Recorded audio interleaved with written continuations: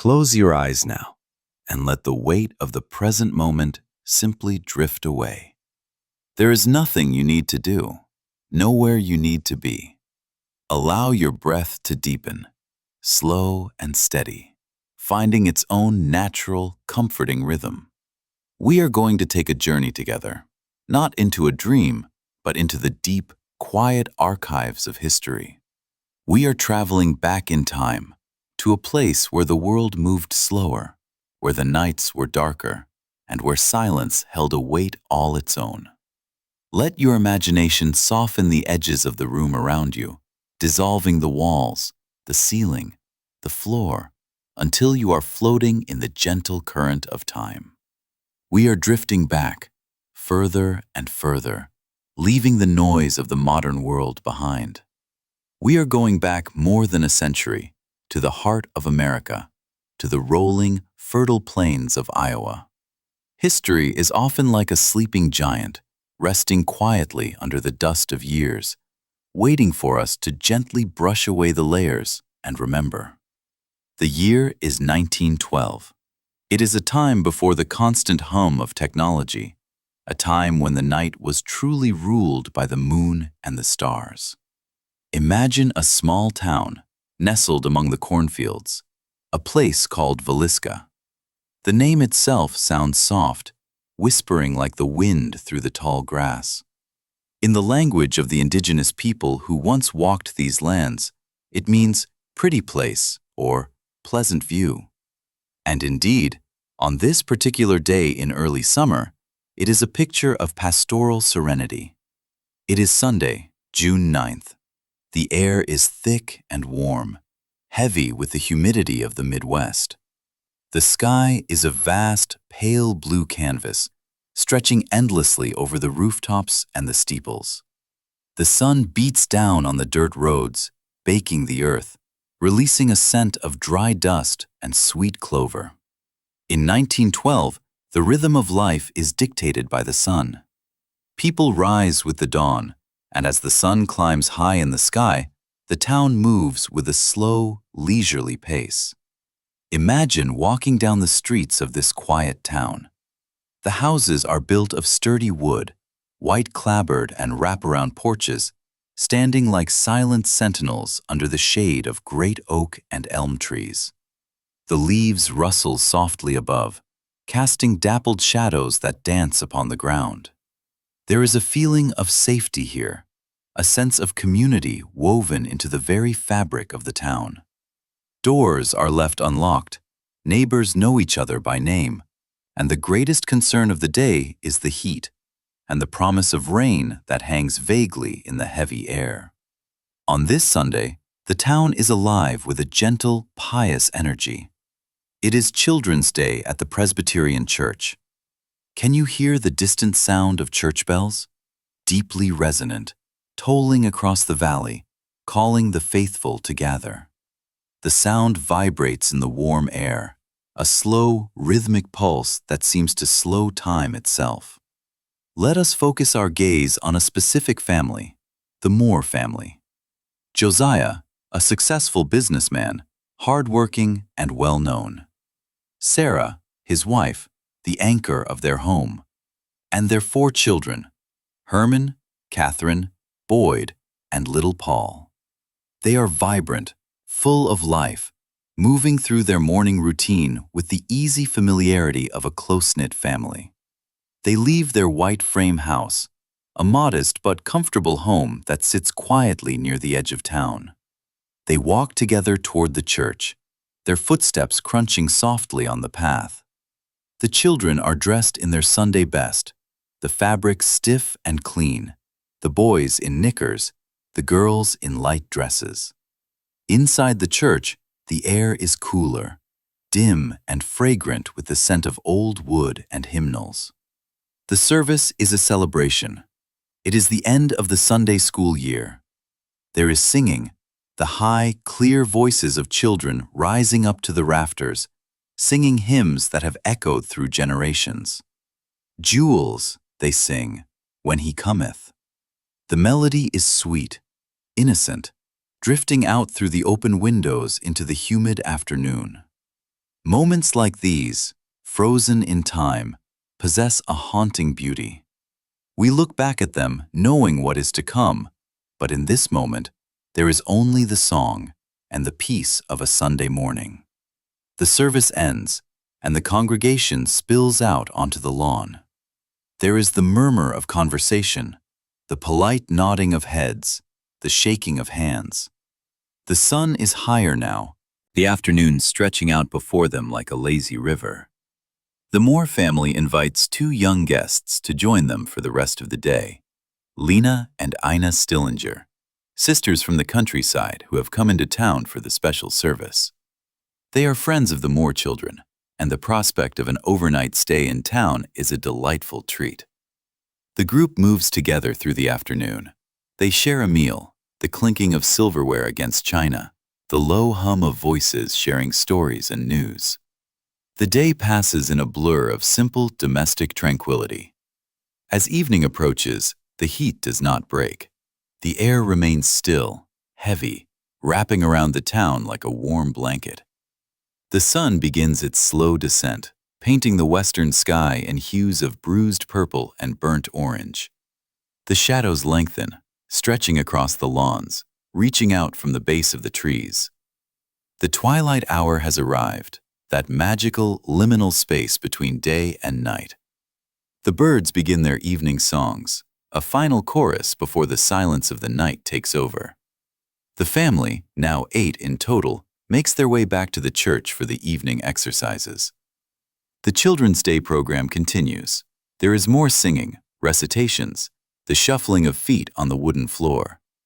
The church is lit by the warm glow of lamps, casting long, flickering shadows against the walls. Outside, the world has turned dark. The moon is not yet fully risen, and the stars are hidden behind a veil of thin clouds. It is late when the service finally concludes, around 9:30 or perhaps nearing 10 in the evening. The town of Villisca has already begun to slumber. The storefronts are dark, the streets empty. The only sound is the rhythmic chirping of crickets, a steady, hypnotic pulse rising from the grass. The Moores and the Stillinger girls begin the walk home.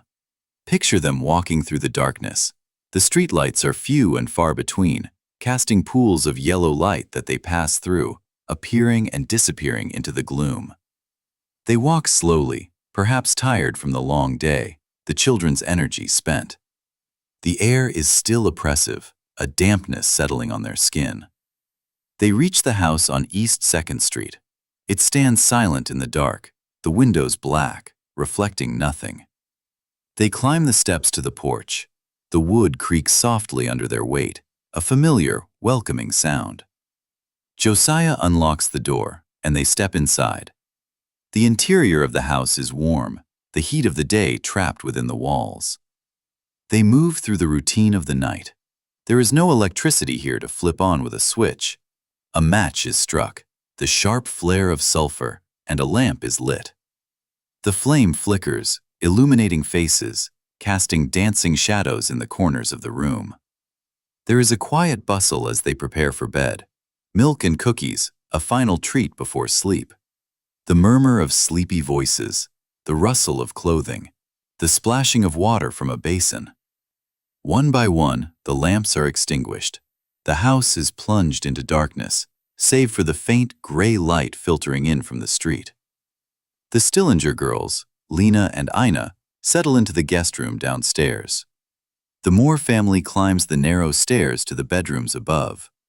The floorboards settle, groaning softly as the house adjusts to the cooling night air. It is in this silence that the mystery begins to take shape.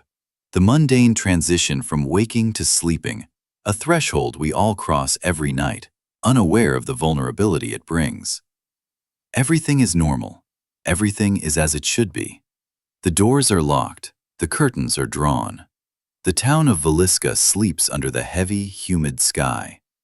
The clock ticks on the wall, marking the seconds, the minutes, the hours. Tick, tock, tick, tock. A rhythmic lullaby helping them down into the depths of slumber. Outside, the wind begins to pick up slightly, rustling the leaves of the trees that obscure the house from the street. A dog barks in the distance, lonely and sharp, then falls silent. The fog begins to roll in, clinging to the ground, shrouding the world in a misty gray. The house breathes, expanding and contracting in the night. The family drifts into dreams, their breathing slow and even. The children are safe in their beds. The parents are resting after a day of devotion and family. The stillness is absolute. It is a peace so profound, so heavy, that it feels almost tangible. We linger here, in this quiet moment, in the hallway of the sleeping house. We listen to the silence. We feel the heavy air. We watch the shadows. The timeline of history has paused here, holding its breath. The night is deep, and the darkness is complete. There is only the sound of your own breathing now, matching the rhythm of a time long past, as we wait, in the stillness of the night of June 9th, 1912. The silence stretches, pulling tight like a fabric across a loom, weaving a tapestry of darkness that covers everything in its path. In this hallway, where we stand as silent observers, the air feels thick, charged with a static electricity that makes the fine hairs on your arms stand on end, even though the temperature is mild. It is the weight of the inevitable, the heavy gravity of a moment that has already happened, and yet, in the retelling, happens again and again, a loop of shadow and memory. The grandfather clock downstairs marks the passage of time, but time itself seems to warp here, bending around the corners of the house, slowing down until a single minute feels like an hour. We are suspended in the space between the tick and the tock. And then, there is movement. Not a loud intrusion, not the shattering of glass or the splintering of wood, but something far more subtle, a shifting of the shadows, as if the darkness itself has decided to detach from the wall and take form. It is a fluidity of motion, a silent glide across the floorboards that somehow, miraculously, do not creak. The house, usually so vocal with its settling groans and whispers, seems to hold its breath in conspiracy. The intruder is a part of the night now, a silhouette moving through the gloom. There is no urgency in this movement, only a terrible, calm purpose. We watch, helpless and distant, as the figure moves toward the master bedroom downstairs. The door is ajar, a welcoming gesture for the cool night air, now a gateway for something else entirely. Inside, Josiah and Sarah rest. The labor of the day has left them heavy with sleep, their minds wandering in the soft landscapes of dreams. They are together, side by side, anchored in the safety of their home, in the heart of their community. They do not sense the shadow looming. They do not hear the soft displacement of air. The oil lamp sits on the floor, extinguished, its wick cold and black. The event, when it comes, is swift. It is a mercy of history that we cannot feel what they felt. We can only observe the change in the atmosphere. One moment, there is the rhythmic sound of breathing, the soft rise and fall of the quilt. The next, there is a cessation, a sudden, absolute stop. It is as if a candle has been snuffed out in a sealed room. The darkness deepens, becoming absolute. The sleep of the weary turns into the sleep of the ages, a transition so profound and immediate that the mind struggles to comprehend it. It is strange how fragile the line is between the waking world and the void, how a lifetime of memories, of struggle and joy, can be silenced in the fraction of a second, leaving only the silence behind. The shadow turns. The work here is done, but the night is young, and the house is large. The figure moves back into the hallway, passing us, a ghost made of flesh and intent. We follow, drifting up the narrow staircase, the wooden steps steep and dark. The air grows warmer as we ascend, heat rising and trapping itself under the eaves of the roof. Here, In the upper chambers, the children lie. The air is sweet with the scent of youth, of innocence that has not yet been touched by the harshness of the world. They are scattered across the beds, limbs tangled in sheets, faces soft and unlined. They are dreaming of summer games, of church picnics, of the endless possibilities of tomorrow. The intruder moves among them like a dark shepherd. There is no hesitation, no pause to reconsider. The logic of this night operates outside the bounds of human empathy, driven by a dark internal clockwork that we can never fully understand. Room to room, bed to bed. The silence of the downstairs spreads upward, a contagion of stillness. One by one, the rhythms of life are extinguished. It happens in the quiet, under the cover of the low ceiling. There is no screaming, no chaotic struggle that wakes the neighbors. Just the dull thud of finality, muffled by pillows and the heavy, humid air. The wind outside sighs against the window pane, masking the small sounds of the tragedy unfolding within. The house absorbs it all, soaking the horror into the wallpaper, into the floorboards, into the very grain of the wood. And then, the guest room downstairs. The two girls, the Stillinger sisters, visitors in a house that was not their own. Fate is a cruel weaver, placing them here on this specific night, in this specific bed. They are the final notes in this grim symphony. The shadow descends the stairs once more, returning to the ground floor. The cycle is completed. 8 lives suspended in time, wrapped in the heavy velvet of eternity. But the night does not end with the violence. The timeline continues, stretching out into the bizarre and the ritualistic. The intruder does not flee. There is no panic, no rush to escape the scene of the crime. Instead, a strange domesticity takes over.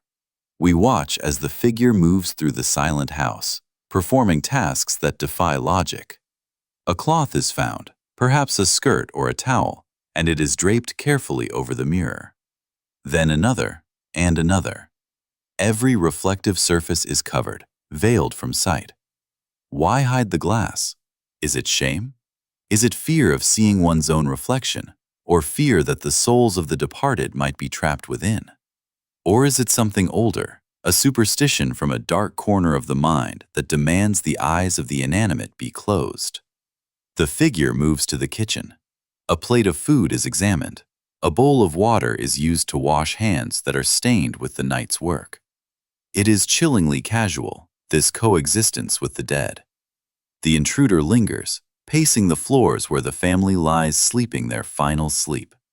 The lamp is dismantled, the chimney removed and placed under a chair, the wick bent, a puzzle left for the morning light. Objects are moved. Clothing is taken from drawers and draped over the faces of the sleepers, a final act of covering, of hiding the reality of what has been done. It is a gesture that mimics tenderness, but is born of madness. The house is being staged, the scene set for the inevitable discovery. Minutes turn into hours.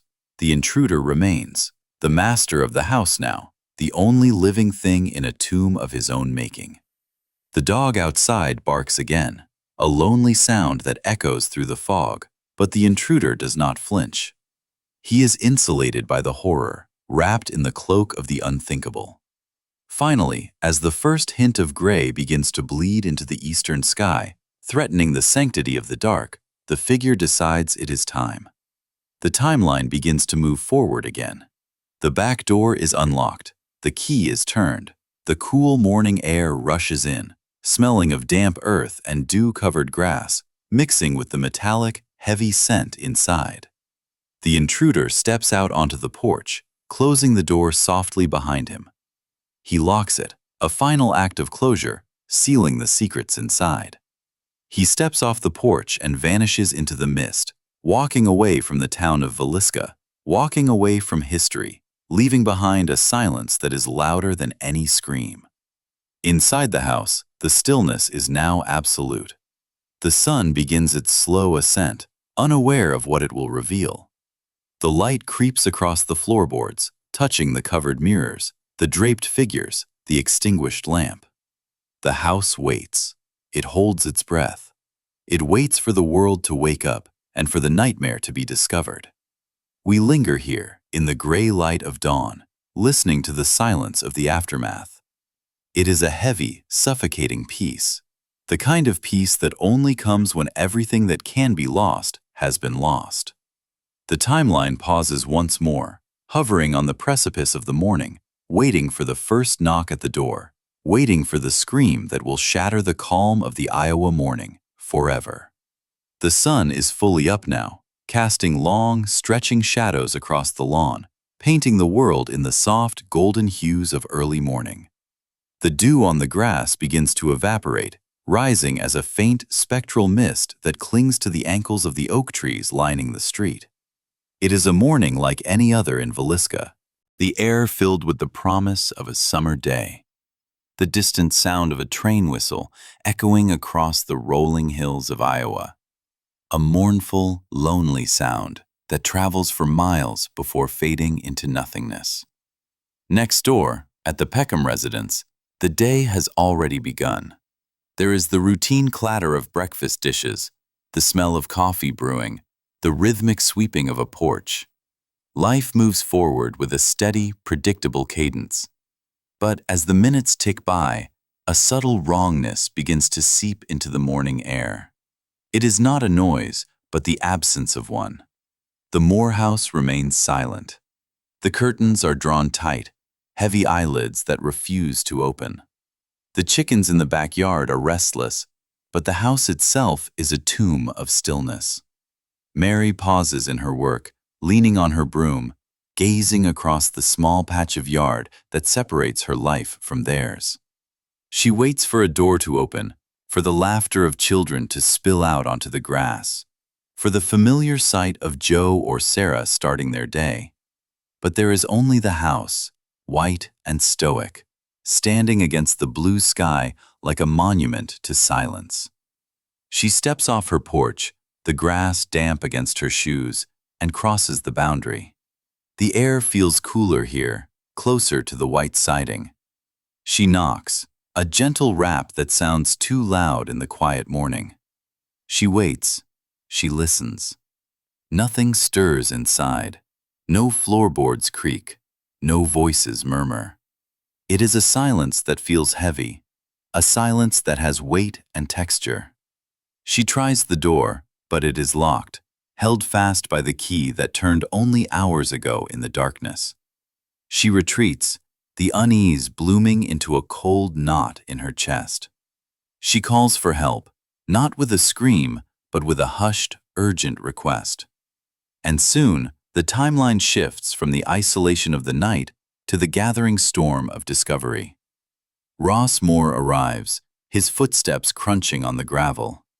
He circles the house, looking for a way in, looking for a sign of life. The windows are dark, reflecting only the trees and the sky, giving nothing away. When the discovery is finally made, when the stillness is finally broken, it does not happen with a roar, but with a gasp. A sudden intake of breath that seems to suck the air out of the entire town.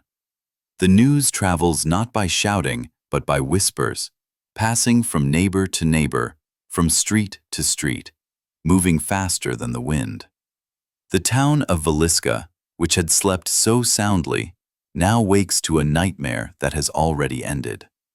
The timeline slows down here, expanding to hold the weight of the grief. The crowd begins to gather. They come from the shops, from the fields, from the kitchens. They stand in the street, a sea of silent faces, watching the house. They do not speak, they simply bear witness. The sun climbs higher, indifferent to the tragedy below, warming the shingles of the roof, illuminating the front porch where the killer stood only hours before. The authorities arrive, the coroner, the marshal. They move like actors in a slow-motion play, their movements heavy, their faces pale. They enter the house and emerge changed, carrying the burden of what they have seen.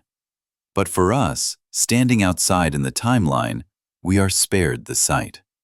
We remain in the yard, feeling the breeze rustle the leaves, smelling the summer dust, sensing the profound shift in the universe.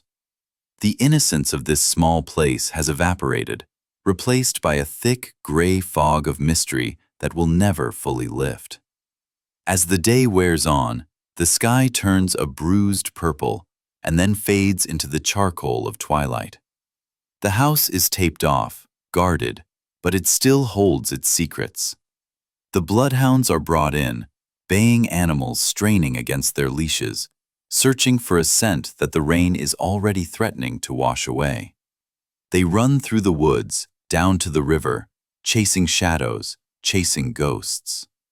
But the trail ends just as the killer vanished into the vast, unknowable landscape of the past. Days turn into weeks. The timeline accelerates gently. The funerals are held, a procession of sorrow that winds through the heart of the town. The rain falls, washing the streets, washing the roof of the house, weeping for those who cannot. Suspects are named, drifters, politicians, men with dark eyes and darker hearts. Trials are held in crowded courtrooms, voices raised in accusation and defense. But the truth remains elusive, slipping through fingers like smoke. The seasons change.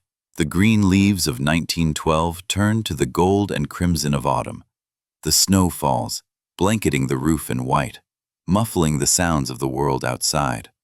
The house stands empty. The furniture is removed, the personal effects packed away in trunks, smelling of lavender and loss. Families move in, and families move out, unable to settle in a place where the silence is so loud. Decades roll by like the turning pages of a book. The cars on the street change shape. The fashion of the townspeople evolves. The pavement replaces the dirt roads. But the house remains. It becomes a vessel of memory, a wooden box holding the echo of that June night. The paint peels and is repainted. The floorboards settle. The trees in the yard grow tall, their roots digging deep into the earth, drinking from the same soil that holds the history of the town. And now, we drift further back, pulling away from the timeline entirely. We rise above the town of Villisca, floating in the calm, detached space of history. The urgency is gone. The fear has faded into the sepia tones of old photographs. The screams have long since been absorbed by the wind. All that remains is peace. The victims are at rest, sleeping the eternal sleep, far beyond the reach of any axe or any intruder.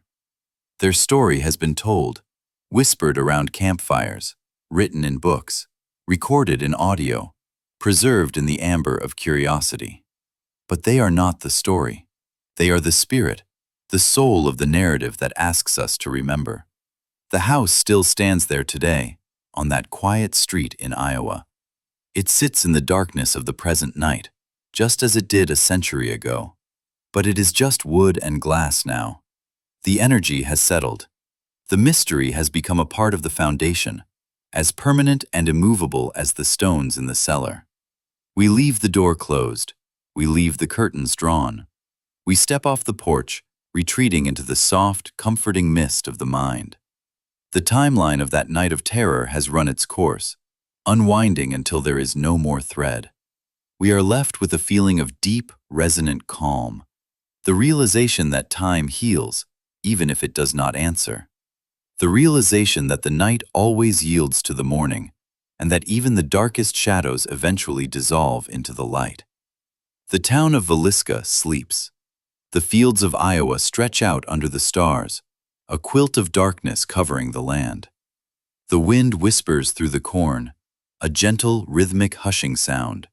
Shh, shh, shh. Let the story fade. Let the images dissolve.